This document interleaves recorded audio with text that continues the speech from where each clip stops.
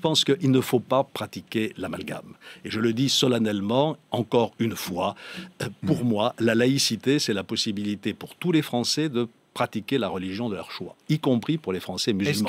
À une condition, évidemment, c'est que les Français musulmans disent clairement qu'ils n'ont rien à voir avec ce fanatisme, avec cette barbarie, avec cette dérive sectaire de leur religion, et que eux souscrivent pleinement aux valeurs de la République. Ils le disent. Vous avez eu Tarek Obro, vous avez entendu son langage. Hier à Bordeaux, j'avais l'imam de la mosquée de Senon. Au passage, d'ailleurs, je dis à tous ceux qui, sur le net, m'accusent d'avoir construit la plus grande mosquée de France à Bordeaux, de venir à Bordeaux. Elle n'existe pas. Il y a des salles de prière, naturellement. Et cet imam de la mosquée de Senon, de la salle de prière de Senon, a dit très clairement, ça n'a rien à voir avec l'islam. Ce n'est pas notre religion. Il faut qu'il le dise. Je vais vous faire une petite confidence. Je vais voir aujourd'hui le recteur de la mosquée de Paris, M. Boubacar. Et je vais lui dire cela. Il faut que les musulmans de France, les Français musulmans, disent très clairement, nous ne voulons pas de cette religion. Une parole de haine. Il faut les virer.